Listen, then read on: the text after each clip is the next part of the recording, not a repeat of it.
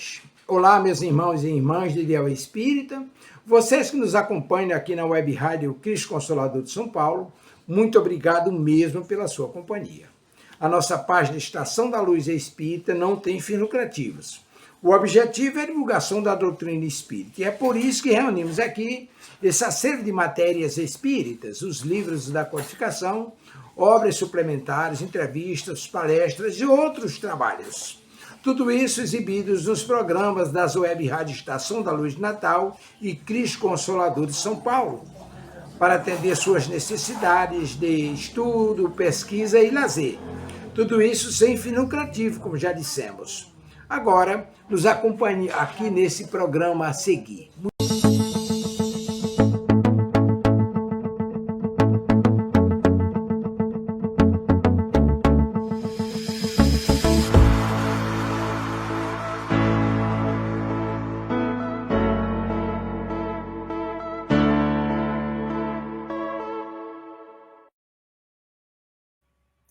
Boa noite, boa noite, boa noite, boa noite, Luzia, boa noite àqueles que não se mostram, boa noite àqueles, ou bom dia, boa tarde, àqueles que se mostrarão. Mais uma noite maravilhosa, de muitos trovões terríveis aqui, a chuva, que até meu gato se escondeu.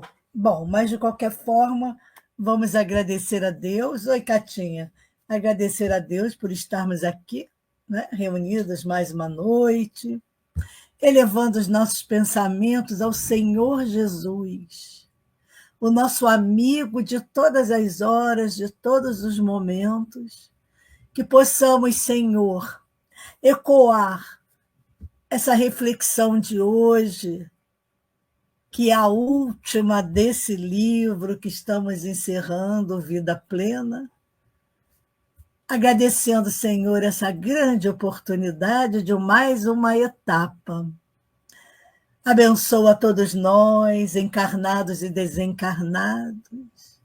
Abençoa, Senhor, a nossa querida Rádio Web, Cristo Consolador e toda a sua direção, e a todos os companheiros que estão aqui na rádio também doando o seu momento de reflexão. Fica conosco, Senhor, nos abençoando, agora e sempre. Sandra, Luzia, Catinha. E também, Lu, eita ferro, então o negócio tá que tá, né? Eu tenho sentido muito frio, porque a temperatura estava 25, mas a sensação térmica baixíssima. Oi, Kleber, tudo bom, querido? Bom, mais uma vez eu vou, Lucinha. Que bom, gente, de repente o negócio aqui cair foi a luz, hein? Porque a coisa não está muito boa, não. Nós estamos, como eu falei logo no início, no último capítulo hoje do livro Vida Plena, encerrando mais uma etapa. Mês que vem, né, já semana que vem, nós estaremos com um novo livro de Joana. Bom, o nome hoje da lição, todo mundo já viu, que é Decisão de Plenitude.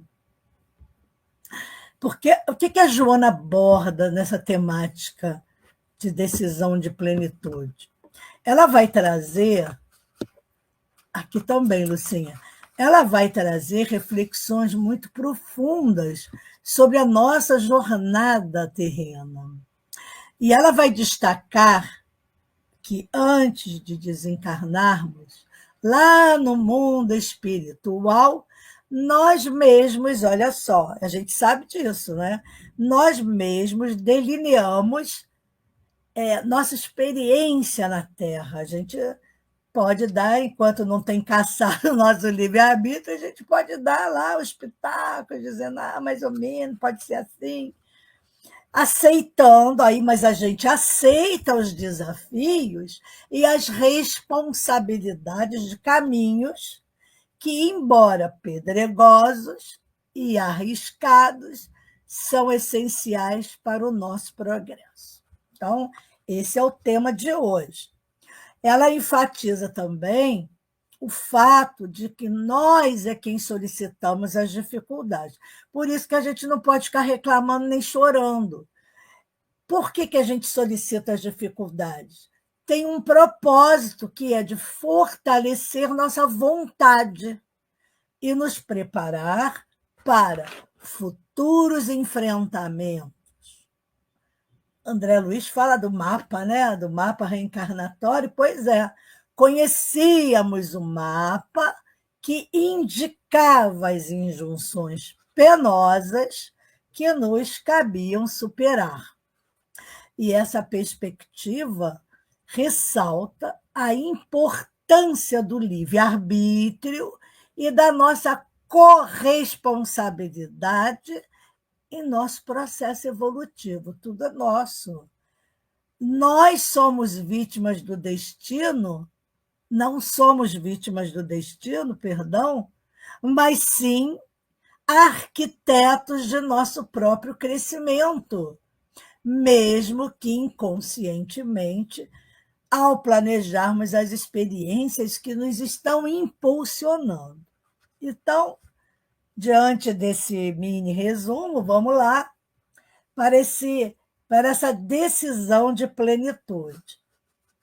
Bom, Joana, depois que ela já começa a falar sobre isso, ela fala que existe uma síntese incomum de Jesus sobre o comportamento que enfrentaríamos no transcurso das realizações autoiluminativas. Quando Jesus diz: no mundo somente tereis aflições. Essa frase, de fato, é uma citação direta do Evangelho de João, capítulo 16, versículo 33. Podem anotar aí. É muito bom depois a gente ir, né, lá no Evangelho de João. Bom, qual é o significado dessa afirmação do Senhor Jesus?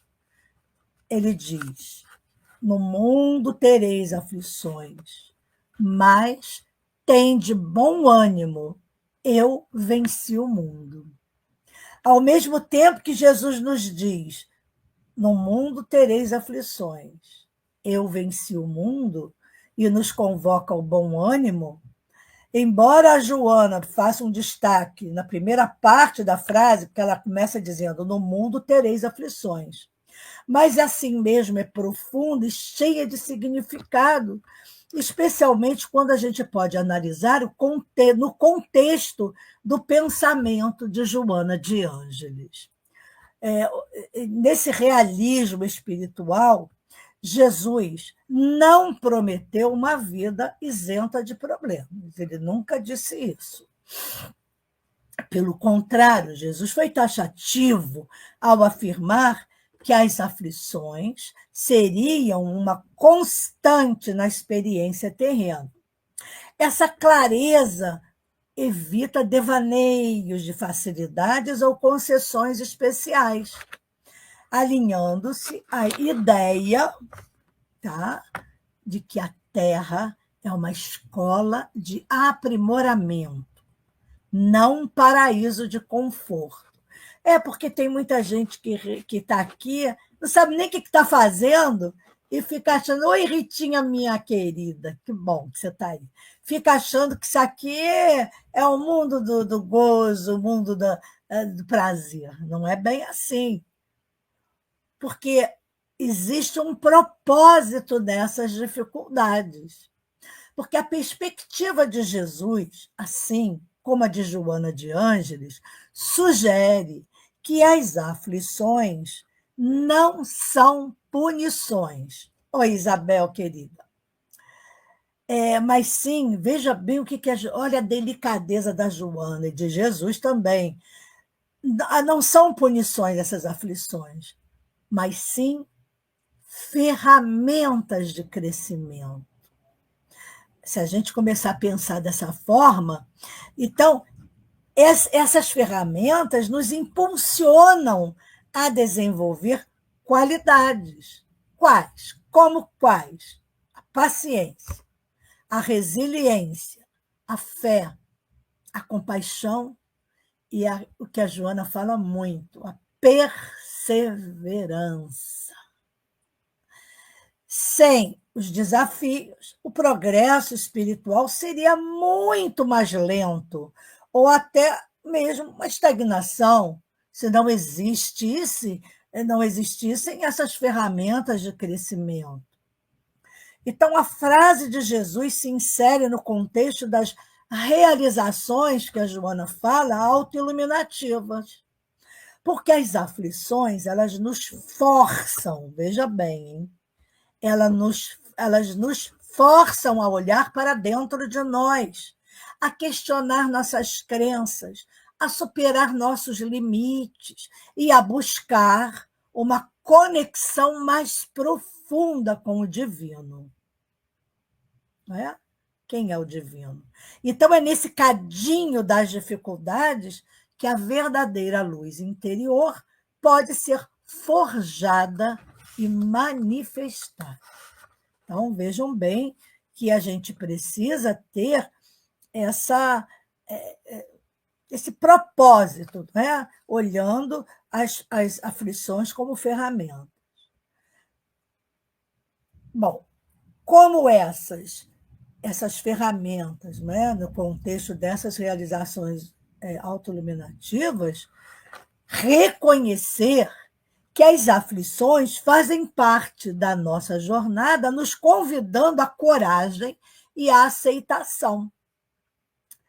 Em vez de nos revoltarmos contra as adversidades, podemos encará-las como oportunidades valiosas de aprendizado e transformação, conforme a proposta de nossa querida mentora espiritual. E então, ao invés de a gente ficar chorando, vamos aproveitar para que a gente possa se transformar, né? Na nossa transformação. É importante a gente notar também que a frase completa de Jesus, quando ele fala: no mundo tereis aflições, mas tende bom ânimo, eu venci o mundo. Ele oferece nessa mensagem de esperança e inspiração. É uma mensagem de esperança e inspiração. Então, a vitória de Jesus não significa que ele não enfrentou desafios. Só de vir aqui para a Terra, mesmo sendo ele o governador do planeta e o co-criador, claro que ele enfrentou desafios, mas sim que ele não tem enfrentado desafios, mas sim que ele os superou através do que ele veio exemplificar, através do amor, da fé, da renúncia, e nos deixou um modelo a seguir. Sua vitória é a demonstração de que é possível transcender as dores e tribulações do mundo. Aí diz o outro, e dizia eu: mas eu não sou Jesus. Não é? Querida Dídima, nossa, que surpresa maravilhosa. Então, diríamos nós: mas eu não sou Jesus, como é que eu vou fazer? Eu também pensava assim, tá? Não pense que eu não pensava também dessa forma. Mas como? Né? Mas essa lição que a Joana nos traz, com essa afirmação de Jesus, elas convergem para a ideia de que as aflições são inerentes à experiência humana e possuem um propósito evolutivo. Elas nos convidam ao amadurecimento, ao fortalecimento interior e à busca constante pela plenitude. Não por uma vida sem problemas, gente, mas por uma vida onde os problemas são degraus para o nosso crescimento espiritual. Não é assim que é descrita a escada de Jacó, né? E até fotografias, assim, fotos de mundos, como é que você sobe. Então, à medida que a gente vai subindo, a gente vai evoluindo. Então, a Joana também ela fala de uma coisa muito interessante, que ela vai aprofundar a crítica à forma como a humanidade muitas vezes busca o sucesso e a felicidade. Porque quando estamos aqui reencarnados, a gente pensa que a felicidade é aqui, não é? Então, ela faz uma crítica muito interessante quando ela diz, olha, os trovões, hein, gente? Se cair a luz, pelo amor de Deus. Então, ela aprofunda essa crítica dizendo o seguinte: como a humanidade muitas vezes busca o sucesso e a felicidade, então ela destaca dois pontos cruciais: a fantasia humana a respeito da existência corporal e a falta de reflexão sobre as nossas más inclinações e as nossas tendências. Não é Kardec que não fala isso sobre o verdadeiro espírito? Então, bom, então o que ela aponta? Ela aponta que no mundo frequentemente buscamos a vitória do próprio mundo. Isso aí é fundamental a gente entender, em vez da vitória sobre as exigências do mundo. Então, essa distinção é fundamental, viu? A vitória do mundo. Então, Joana descreve essa vitória como aquela que se manifesta no sucesso material e social. Pronto. Vencer no mundo dos negócios, alcançar destaque, participar dos banquetes dos relacionamentos sociais.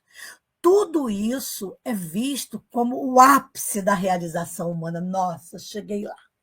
Estou lá onde que a gente está, né? As pessoas falam, diz que está no top.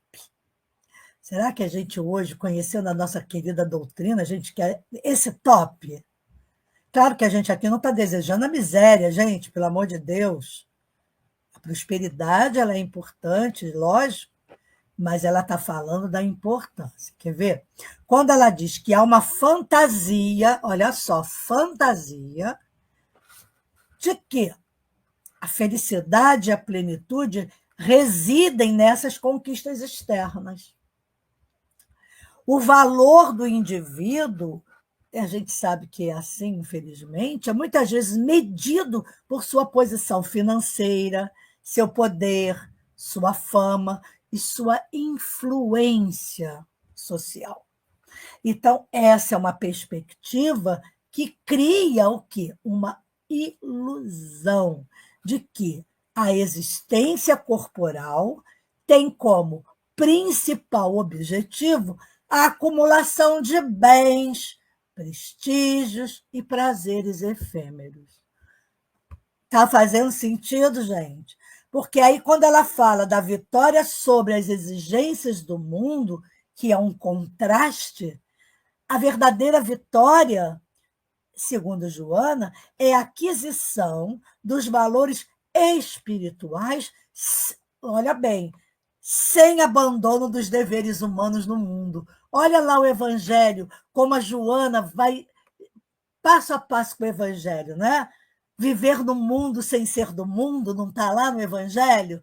Então, essa aquisição desses valores espirituais, mas a gente não pode abandonar os nossos deveres humanos no mundo.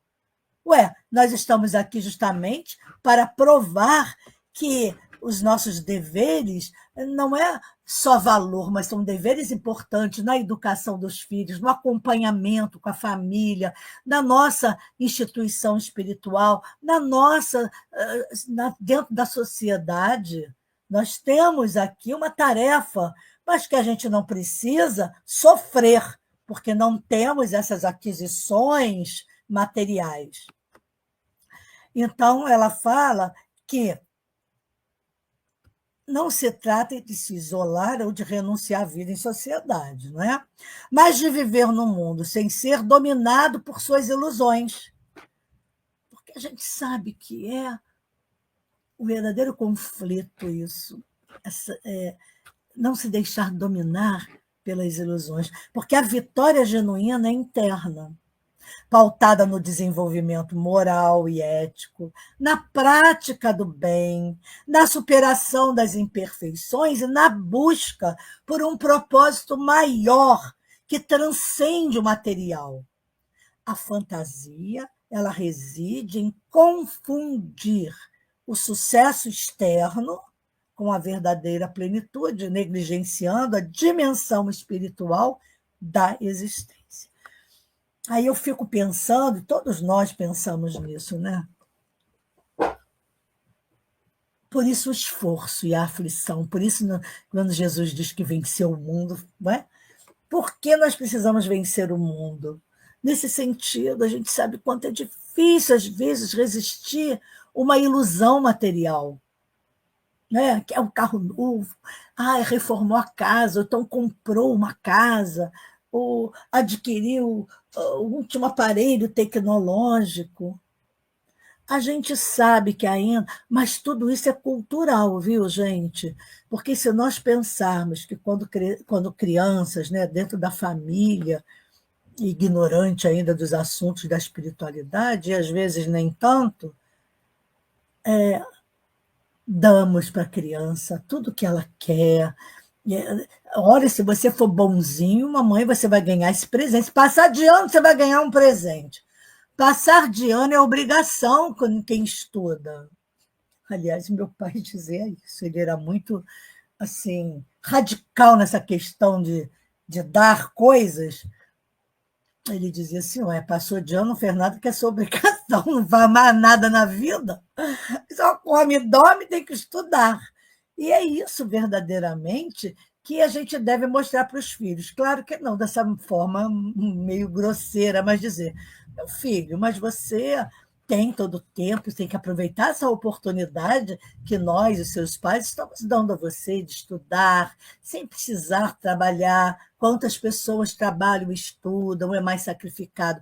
Então, se nós mostrarmos as vantagens do estudo, de poder se dedicar, é outra forma de você não se deixar e ensinar a criança a usar uma chantagem, que é eu vou tirar nota boa se você me der isso. Se você me der aquilo. Então, também a família. Se você fizer assim, eu dou isso. Então, fica uma chantagem familiar. Então, as pessoas acabam só conhecendo esse tipo de comunicação. Então, a falta de reflexão sobre essas más inclinações, as nossas tendências, ela tem um foco muito interessante, que a Joana lamenta isso, quando ela diz que, enquanto há uma imensa busca do reconhecimento e sucesso no plano material, bem pouco se pensa na vitória sobre as más inclinações. As tendências, ninguém olha para as tendências do egoísmo desenfreado, das extravagâncias e seus prazeres. Por quê? E isso vai revelar uma inversão de valores. A energia e o tempo dedicados à conquista externa são desproporcionais àquelas dedicadas ao autoconhecimento e à reforma íntima. Vejam bem que coisa interessante que a lição nos traz, é que realmente a gente não... É perder tempo, não é? As pessoas acham que é perder tempo e buscar o autoconhecimento, que faz parte da vida, reforma íntima, então eu vou aceitar desaforo, eu vou... Entendeu? É uma coisa realmente invertida isso, é uma inversão de valores, que começa na própria civilização que nós estamos vivendo, uma civilização altamente egoísta e voltada para o ego, não é?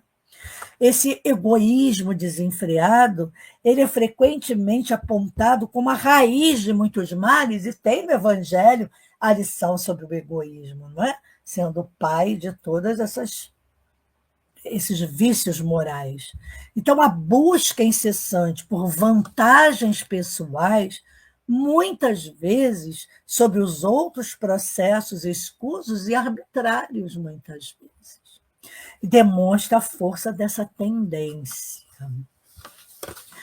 Então, a Joana, ela sugere que o mundo, com suas leis e exigências, imposições e mecanismos que propelem ao triunfo, muitas vezes nos incentiva e até recompensa comportamentos egoístas e competitivos que podem levar à exploração e à injustiça. A gente vê muito isso ao começar da criança com as questões da competitividade, mas de uma forma egoística, não de uma forma compartilhada no grupo, onde o grupo é que precisa alcançar o êxito, não eu sozinho. Então, a gente precisa mudar essa nossa visão. Por isso, eu continuo dizendo que quem tem religião e quem é espírita precisa enfatizar a evangelização infantil, que hoje temos até evangelização para os bebês. Então, isso é muito importante, justamente, mas junto à família. A família também tem que ser reeducada nessa visão egoística, dessa competitividade né, egoísta, vou repetir. Né? Então, a gente precisa ter uma necessidade de autoanálise. A reflexão sobre as nossas próprias más inclinações é o primeiro passo para a transformação. Sem reconhecer o egoísmo, o orgulho, a vaidade, a inveja, a ira e outras imperfeições, não há como superá-las. Se eu não me reconheço uma pessoa egoísta, invejosa, orgulhosa, ir para a casa espírita, para a igreja, para o templo, seja lá onde for, nada adianta. Então, a Joana vai nos convidando a um exame de consciência profundo, a fim de que possamos identificar e trabalhar essas tendências que nos afastam da plenitude da verdadeira felicidade. Viu? Ela está sempre falando dessa plenitude. Então, em síntese, não é? Mais uma vez, ela está nos convidando a desmistificar a ideia de que o sucesso material é sinônimo de felicidade e direcionar nossa atenção para essa batalha interna, porque a verdadeira vitória não está em dominar o mundo exterior, mas em dominarmos a nós mesmos, superando as imperfeições, cultivando os valores espirituais. Essa é a chave para uma vida plena, que transcende as ilusões e as exigências superficiais do mundo. Então, veja bem, a Joana, ela fala dessas dificuldades, mas vejamos bem, mas ela fala dessa possibilidade, sim, de vencermos. Ela nos dá a chave, inclusive. E nós sabemos o quanto isso é difícil, mas ela não disse, nem Jesus também disse, nenhum espírito amigo diz que é impossível. Se fosse impossível, primeiro que Deus seria injusto, não nos daria nunca uma oportunidade. E segundo, eles não poderiam falar mentiras para a gente, só para, sabe, só para, vamos lá, pessoal, não vamos chegar mesmo, então, mas a gente, qual seria o objetivo disso? Isso seria uma maluquice.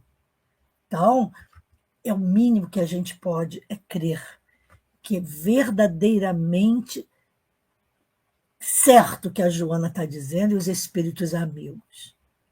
É difícil, porque nós vimos em várias encarnações repetindo esse padrão de comportamento, de egoísmo, de competição alucinada, de todas essas querelas que existem, da inveja, da fofoca, do disse-me-disse. O que eu acho mais triste é a gente manter esse comportamento ainda na casa espírita. E isso é muito triste. É de uma tristeza depressiva, deprimente. A gente, na casa espírita, ao invés de nos tornarmos uma tribo coesa, fica um falando mal do outro, sem saber das dificuldades do outro, não conseguir alcançar aquela meta ou aquela forma de melhorar-se, Então, ao invés da gente chegar lá e ajudar, dar a mão ao outro, a gente dá a língua falando mal, não é? Então, a gente pensa, então tem alguma coisa errada. É nas palestras, nas mensagens? De jeito nenhum. É na educação. Nossa educação moral. Porque se nós estamos falando de Jesus e do seu evangelho, a Joana fala, ela cita em outras obras, que quem conheceu Jesus nunca mais pode ser o mesmo. Eu também me decepciono comigo tantas vezes. Não tem que se decepcionar com o outro, porque Emmanuel diz que nada que é humano deve nos causar espanto. Então, não podemos julgar. Mas eu julgo a mim. Né? Eu condeno a mim pensamentos fora do que a doutrina espírita nos oferece. Então, prosseguindo nessa reflexão, a Joana faz uma análise muito perspicaz sobre a conduta do verdadeiro cristão. Será que nós somos cristãos? Né? Dessa conduta que vai em contraste com as nossas tendências materialistas da sociedade? Então, ela destaca que, exteriormente, o cristão não se distingue dos demais, mas a diferença reside fundamentalmente em sua conduta moral. Claro, na multidão, quem é que vai saber que é cristão? Não existe um comportamento de cristão. A gente não vem querer buscar aqui uma roupa cristã, como algumas religiões aí, uma saia comprida até o pé, a manga até o punho, o pescoço enrolado, nada contra a crença de ninguém, mas se isso é para representar uma santidade, o que ela está dizendo aqui, que é a nossa conduta moral, quer dizer, o nosso comportamento interno. No momento que a gente pode estar vestido com andrajos, não importa. Não importa se a roupa é de marca. O que é importante é como nós nos vestimos internamente, né? Desculpem, com o véu, não cobrindo com o véu, mas tirando o véu, mas vivermos com o véu da santidade, não é? A santidade crística. Esse é o verdadeiro véu. Então, essa moral evangélica, ela é um ideal desafiador, sim. Porque quando a Joana enfatiza que o verdadeiro cristão alicerça sua vida nas diretrizes do Evangelho de Jesus, então ela está, quando ela enfatiza isso, ela reconhece que essas diretrizes, muitas vezes, parecem impossíveis de ser vivenciadas na prática. Eu achava muito isso também quando eu iniciei. Então, essa dificuldade surge por quê? Porque os ensinamentos de Jesus, como o amor incondicional, o perdão, a caridade, a humildade, a renúncia ao egoísmo, elas contrastam fortemente com a lógica e os valores predominantes no mundo contemporâneo. A gente há de convir que é um contraste abismal. Então, o desapego material, a ausência de julgamento e a busca por um reino que não é deste mundo são ideais que desafiam a nossa mentalidade focada no acúmulo e na autoafirmação. Faz sentido, gente, esse contraste? Eu me lembro de mim, quando iniciei, aí é que eu vejo a perspicácia e assim, a luz desse espírito, Joana. Por quê? Ela sabia também dessa nossa dificuldade de seguir, de entendermos Jesus dentro desse paradoxo, né? Amor incondicional, perdão, caridade. E como faz? Como ela diz aqui, o desapego material, a ausência de julgamento e a busca por um reino que não é deste mundo. Então, qual é o reino que não é deste mundo? Aí vem Joana justamente nos trazer a psicologia profunda, falar psicologicamente disso tudo, dos nossos vícios morais, falar do egoísmo, do orgulho, da vaidade, que são contraditórios para falarmos de Jesus.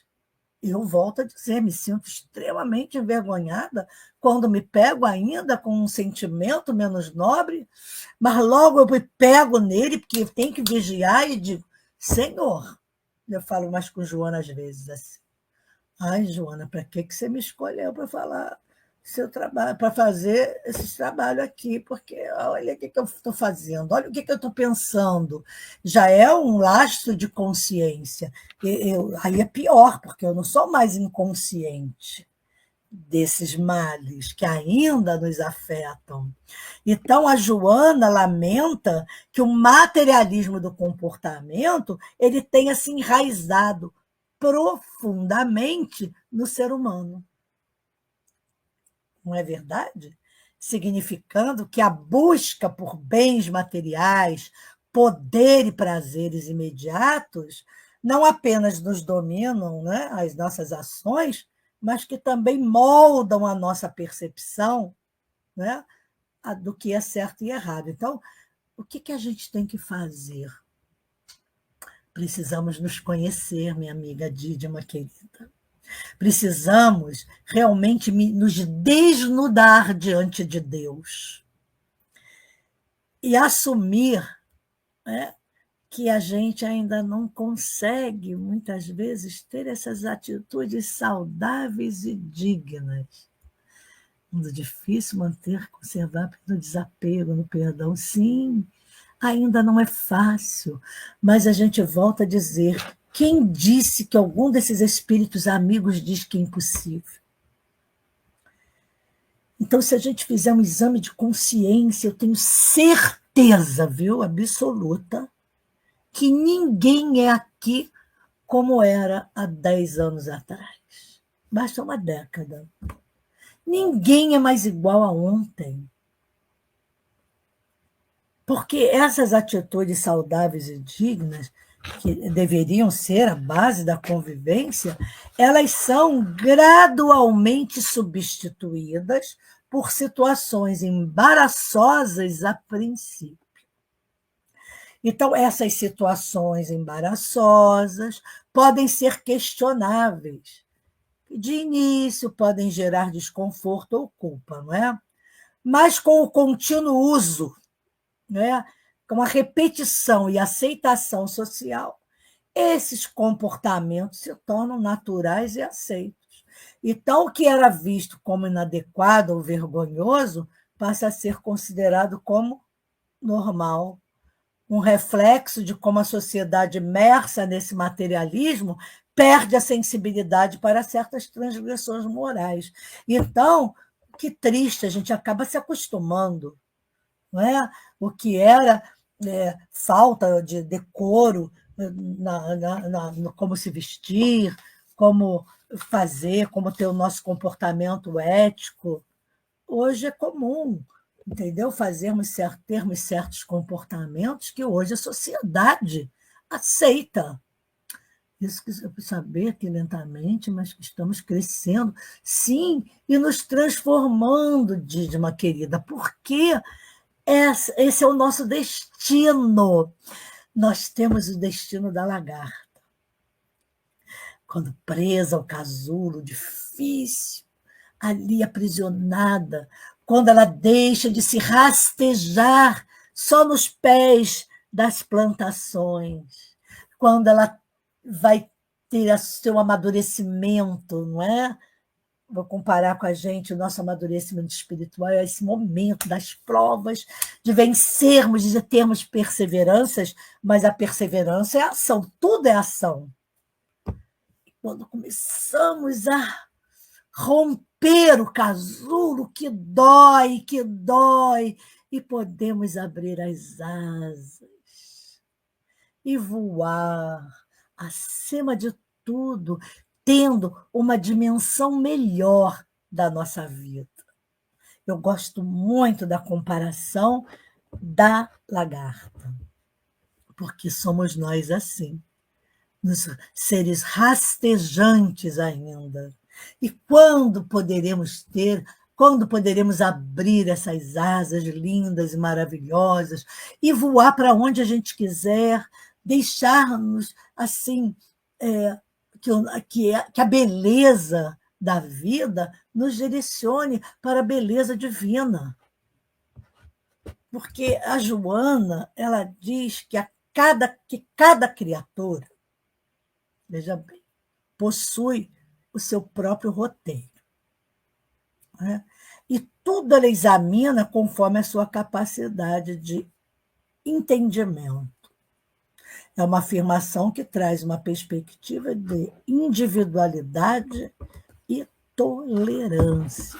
Então, vamos observar quanta coisa que a Joana nos traz. Ela fala de tolerância, de perdão, de humildade, de perseverança. Nossa, mas ela traz muitas coisas que são totalmente contrárias às coisas da Terra. O egoísmo, não é? O ciúme, a inveja, o apego.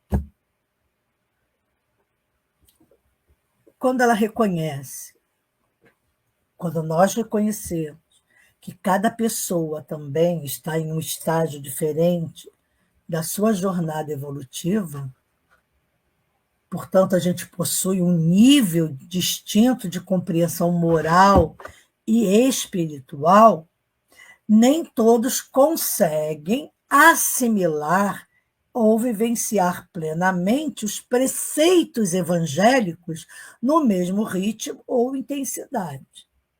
Então, as escolhas e a conduta de cada um são reflexo do nosso próprio nível de consciência e das experiências que ainda precisamos vivenciar. Mas o motivo, eu volto para a casa espírita. Se nós temos, por isso a psicologia profunda, a psicologia espiritual, né? Espírita, se nós aprendermos direitinho a lição de que cada um está num estágio diferente de sua jornada evolutiva, a casa espírita é um grupo gigantesco de espíritos encarnados e desencarnados em vários tipos de estágio.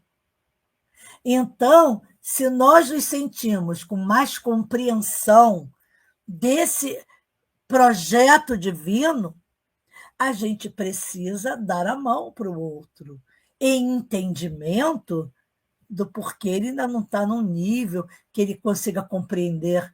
Ah, porque eu estou? Não. Porque quando o outro começa a reclamar, dizer isso, falar mal do colega ali do trabalho, a gente tem que ver que ele ainda não compreendeu o evangelho.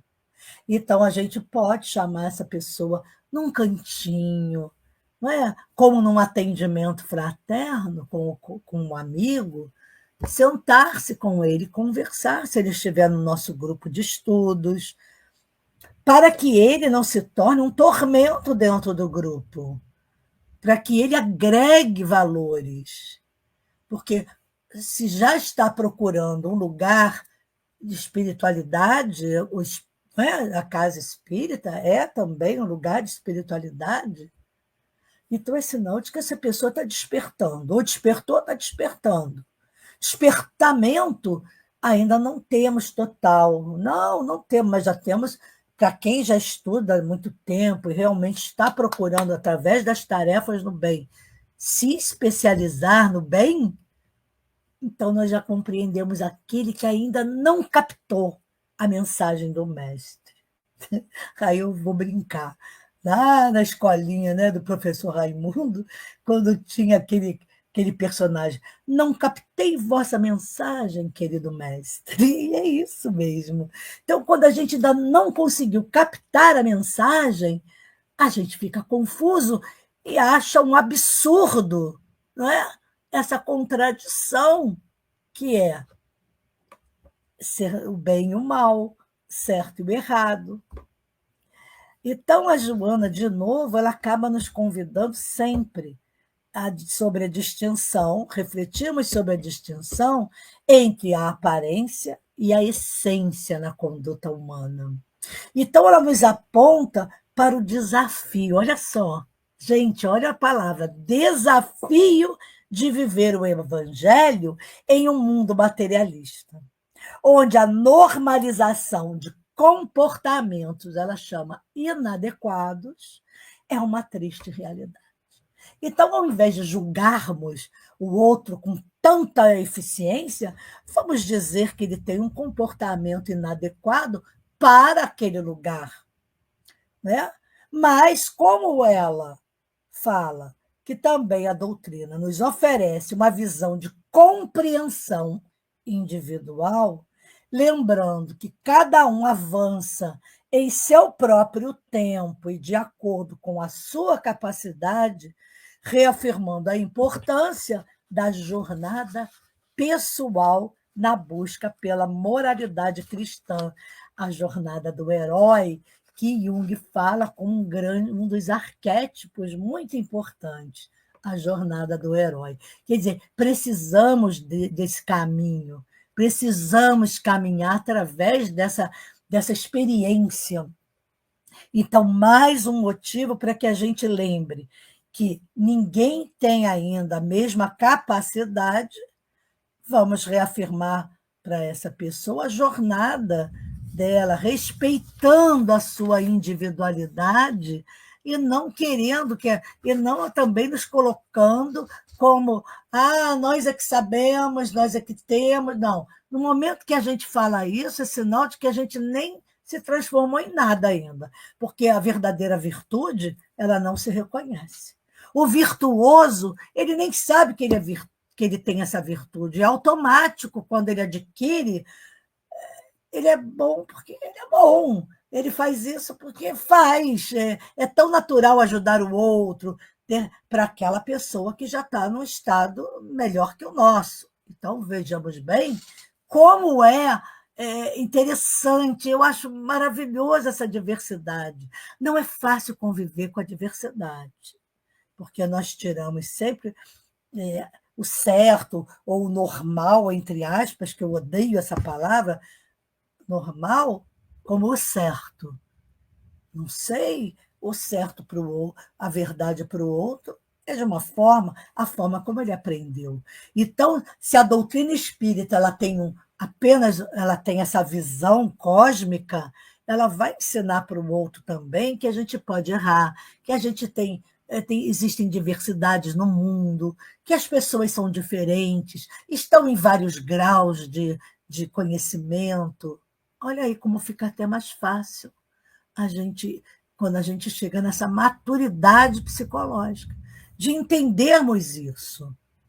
Mas a Joana, para concluir esse capítulo, ela faz uma série de alertas e orientações que são cruciais para a nossa jornada existencial, culminando em uma poderosa mensagem de esperança, de uma perseverança, amiga. Quando ela fala que nós precisamos enfrentar as adversidades com a luz própria. Então, ela fala, ela é contundente nesse alerta, que não devemos aceitar, ela usa a palavra lixo moral, daqueles que se opõem a nós por inveja ou ciúme, muitas vezes que são influenciados também por espíritos desencarnados, infelizes, que tem tudo a ver com aquela pessoa invejosa, porque ele também é invejoso, ciumento, fofoqueiro. Tudo que as obsessões, a gente sabe que é por afinidade. Então, essa é uma exortação à autoproteção psíquica. Não permitir que energias negativas alheias contaminem o nosso campo vibracional. Olha que espetáculo isso. Ah, voltou agora? Ih, meu filho, aqui estava na iminência de acabar. Eu pedi tanto a Joana que a tempestade aqui até amainou e os trovões acabaram, graças a Deus. Então, ela faz uma exortação, essa autoproteção psíquica, para que a gente não permita essas energias, né, no nosso campo vibracional. Em vez de nos envolvermos em programas de autodefesa, de acusações recíprocas ou de ferimentos internos, a solução proposta qual é? Manter o foco do nosso objetivo. Qual é o nosso objetivo? Não é a plenitude? Não é alcançarmos aquilo que viemos buscar quando combinamos lá no mundo espiritual, no nosso mapa kármico, não é? Quais foram os compromissos que nós aceitamos? Não podemos desertar. Então, a essência dessa mensagem é a ação proativa. Aí ela diz uma coisa que é muito interessante e certa, né? Não reclamemos da treva e, com habilidade, façamos claridade. Mesmo que seja apenas um raio, apenas um raio. A nossa responsabilidade é iluminar o ambiente, não lamentar a escuridão. Então, vejam bem como tem tudo a ver com a gente, porque a gente acaba lamentando, tudo são as obsessões. O obsessor agora é assim o escudo das nossas queixas, das nossas reclamações. Tudo bem que a gente sabe que existe quando baixa a nossa energia. Agora, dizer que tudo é culpa dos desencarnados, agora eu vou fazer uma de advogado do diabo? Não é bem assim. Então, vamos pensar que está escuro, vamos acender uma lanterna, não é? Uma vela, vamos iluminar. Um fósforo, um palito de fósforo ilumina.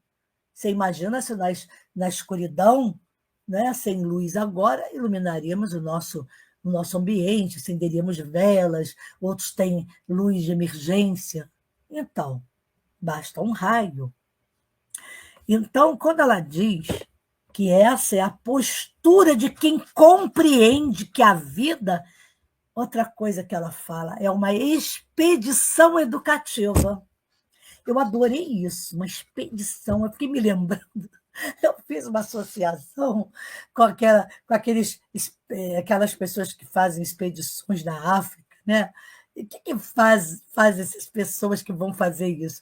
Não enfrentam perigo para caramba, eles têm que ir sempre com um guia na frente que já conhece a selva, para a gente se proteger a gente que invade, né? A selva alheia, e temos que nos proteger. Mas se a gente for em paz, não é?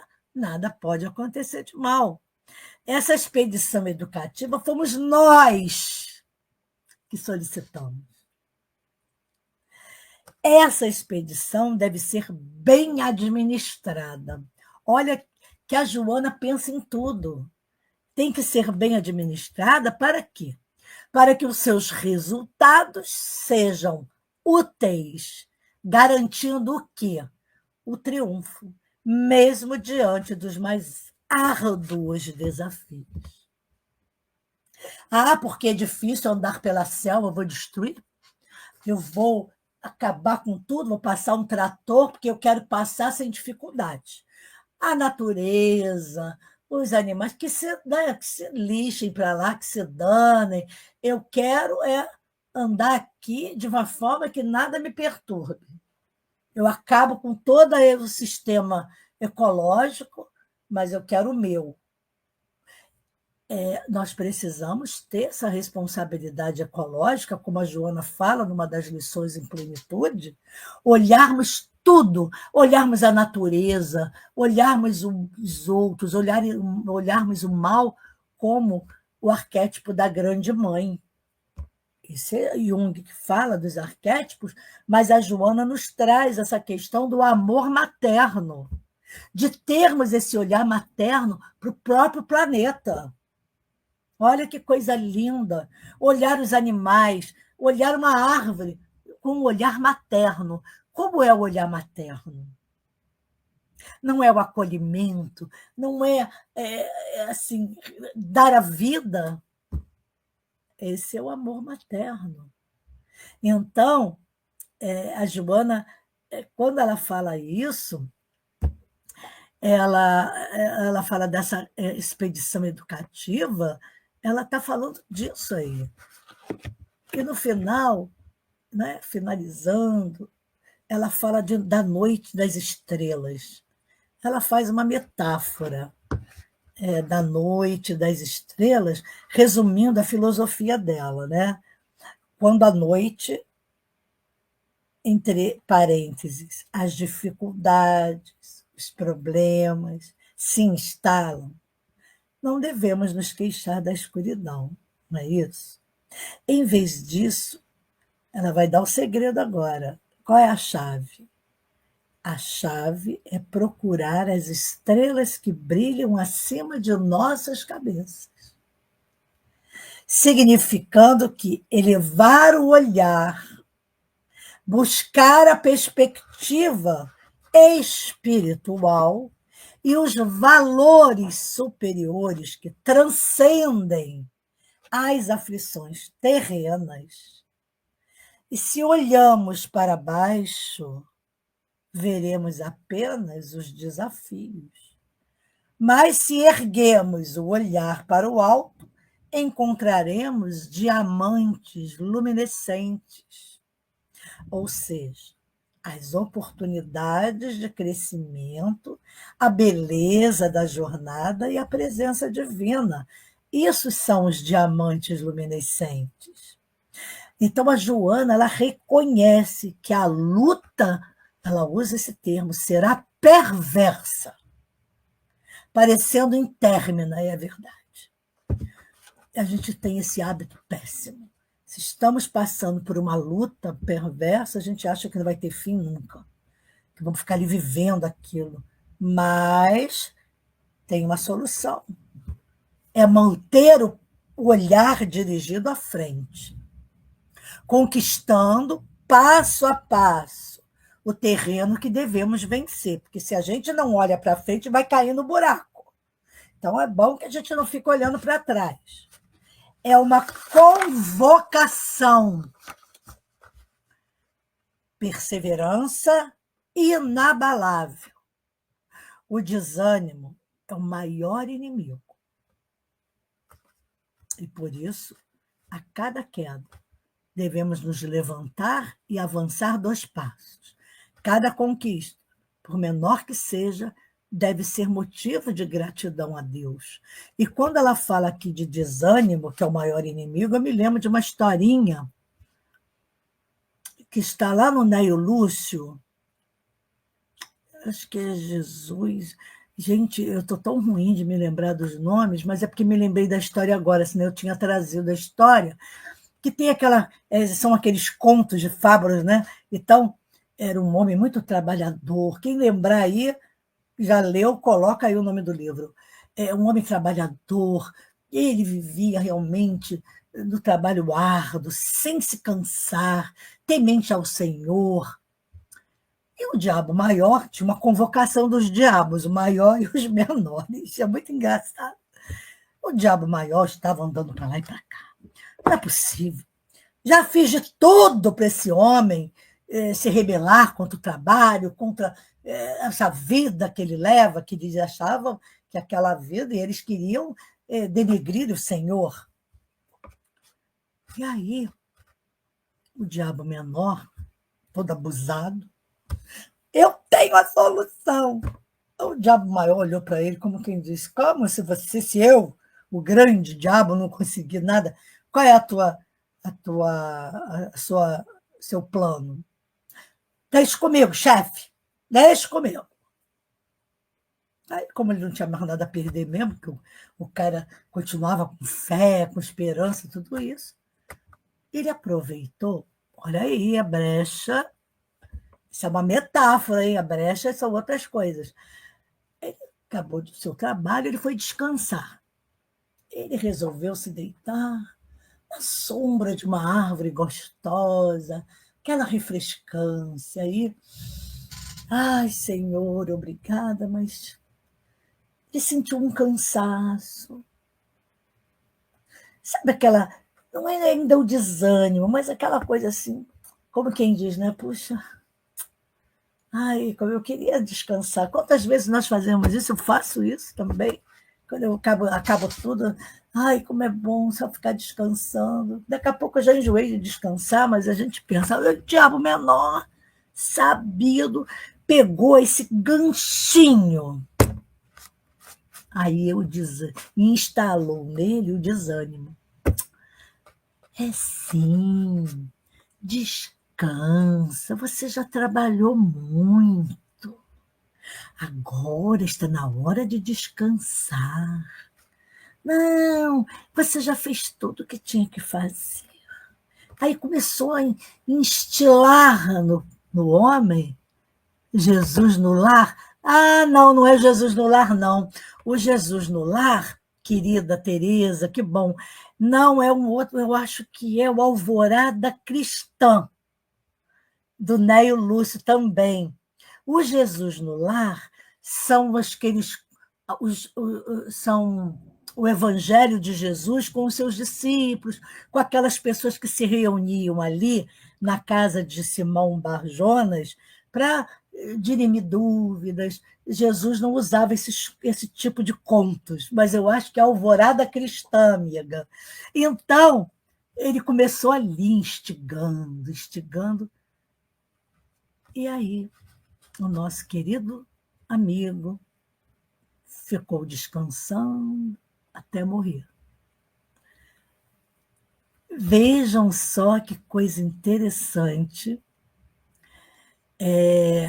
Somos nós. Não podemos fechar nossos olhos nunca.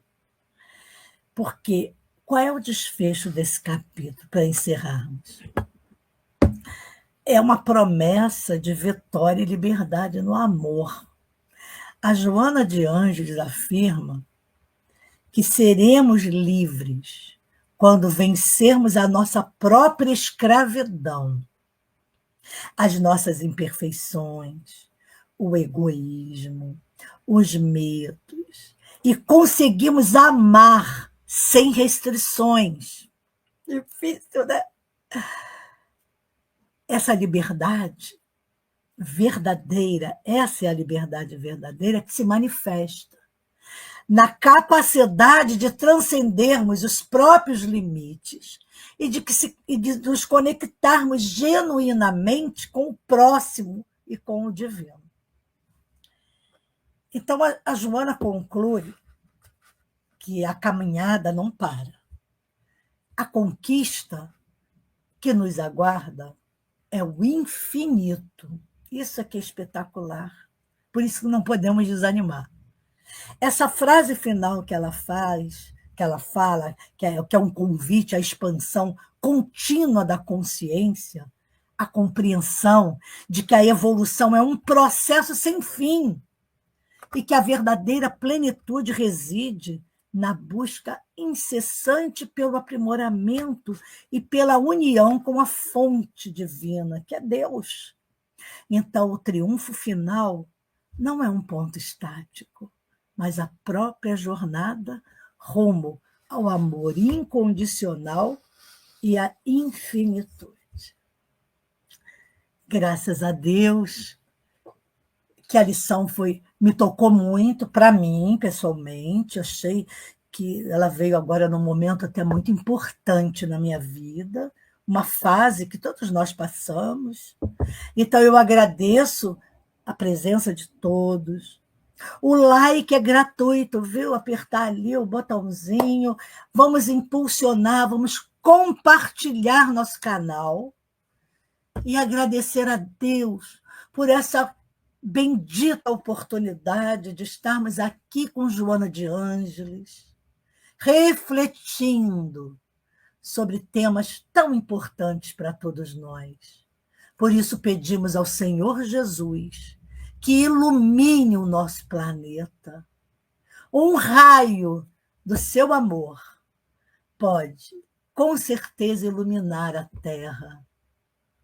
Graças a Deus, muito obrigada a todos. Fiquem todos com Deus. Graças a Deus, gente. Quem perdeu uma parte pode ir lá, né? Rever para poder refletir. Gente, um beijo bem grande no coração de todos. Fiquem com Deus.